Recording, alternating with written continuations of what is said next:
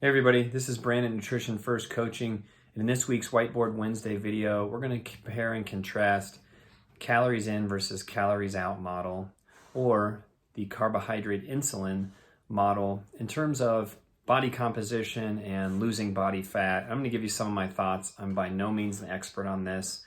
I'm still trying to figure it out, and I think all the experts are as well.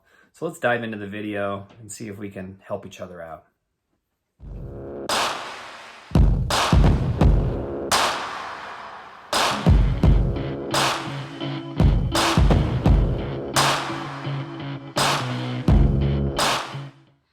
There are two basic models when it comes to why people gain fat, become obese, and then can't lose weight or can't lose body fat.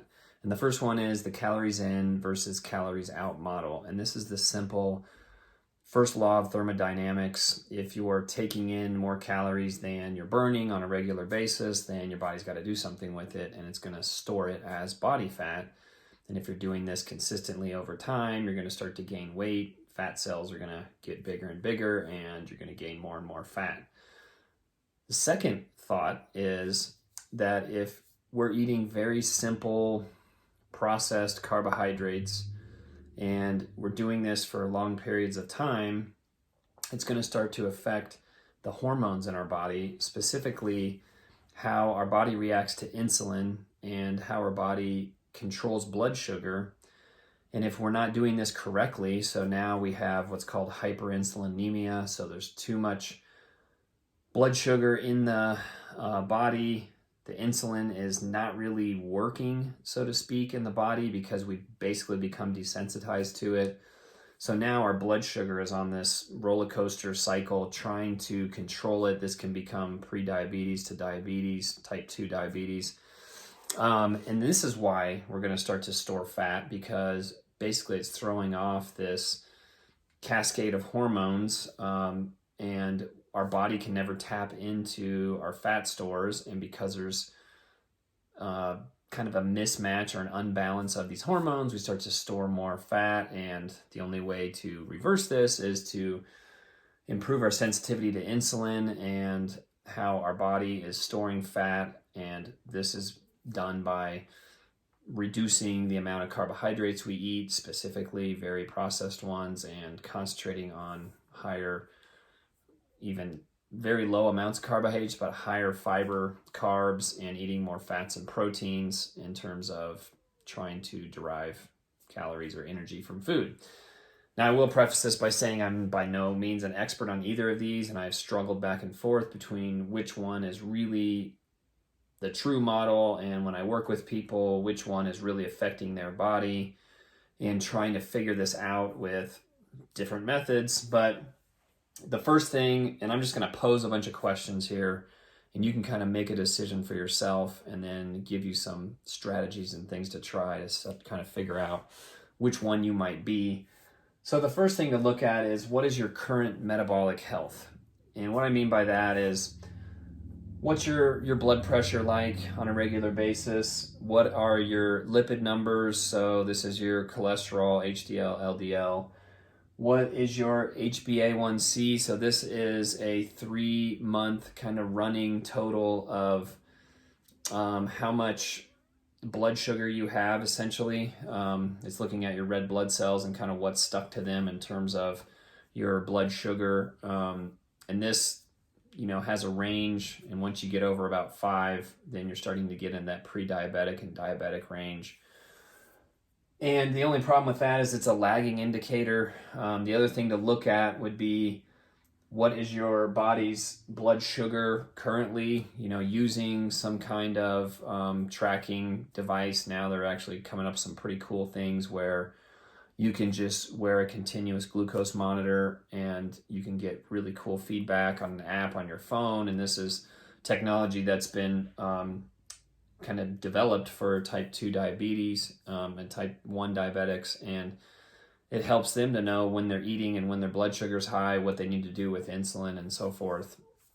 But this is kind of the starting point, because if you have this triad of high blood pressure, cholesterol problems, or dyslipidemia, and you also have problems with your blood sugar, then your body is really out of whack in a metabolism standpoint, and you're going to struggle to do most things, but you're probably leaning into this carbohydrate insulin model, and why you're continuing to struggle with losing weight, or you're gaining weight, or you're in the obese category.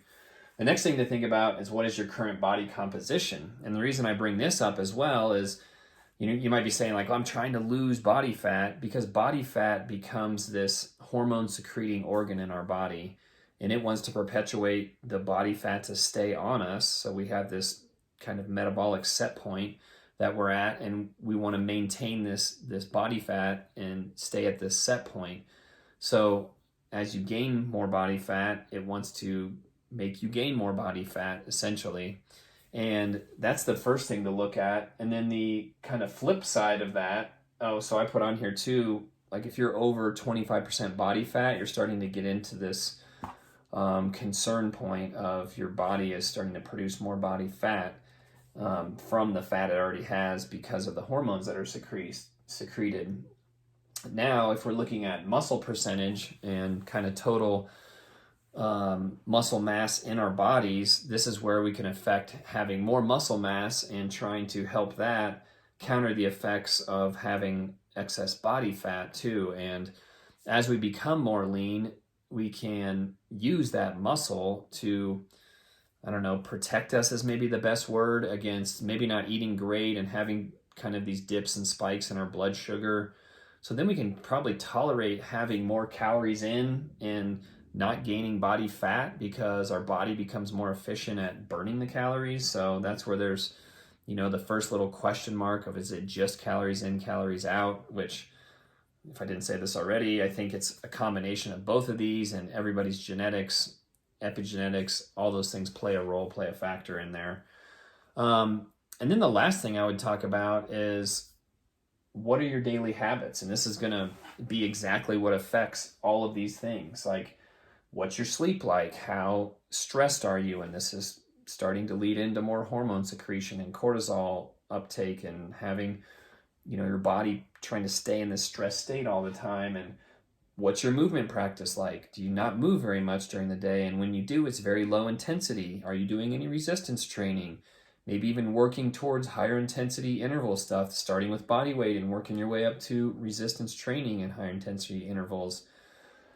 And how hydrated are you? And what do you drink for hydration? If you find yourself drinking pretty much coffee and carb-loaded coffees, the frappuccino, macchiato things, and all these calorie-dense drinks, teas that are sweet teas, and maybe you have a Gatorade here and there, and you never really find yourself drinking much water, that's your first place to start with some of your nutrition practices. So just looking at all these daily habits, and to really kind of tell you where to start with some of this stuff, and trying to figure out which one's affecting you more.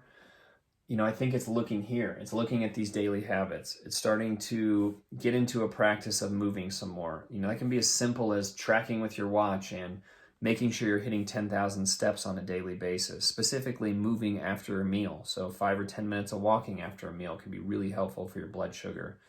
Staying hydrated, that's going to help with satiety and not feeling like you want to eat and you're hungry all the time. Then it's getting sleep, and make sure you're getting good quality sleep, and that's going to help you recover, and that's going to make you feel better during the day, because when you are sleep deprived, you want to eat the more comfort sugary foods, the more kind of poorly processed fatty sugary foods. And so you need to make sure you're getting enough sleep so that you feel good and your brain's awake in the morning. This can be even like compressing your eating time and starting to improve how your body reacts to foods that are typically going to make your blood sugar go up a little bit. If you're having a longer fasting time, so I usually tell people, like, try to get at least 3 hours before you go to bed of no food. So I go to bed at 10, I'm done by 7, the latest. And then try not to eat for the first hour or even 2 hours when you get up. Now you're pushing into a pretty good 12 to 14, maybe 15-hour window of not eating. And then that eating window, start concentrating on eating the healthier things, good quality proteins, lots of vegetables, then even whole fruits are good. But staying away from things with labels, things that are processed, especially any kind of snacking where what you're going to is really simple carbohydrates, because then that's always going to, bring the blood sugar up.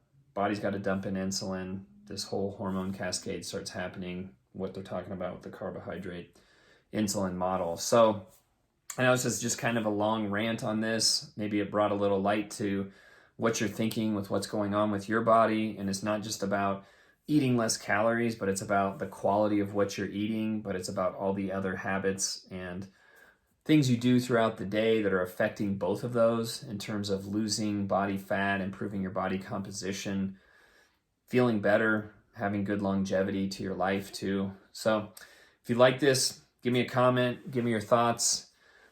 Keep pumping these guys out every week. Like and subscribe to us. Have a great week, and I'll talk to you next week.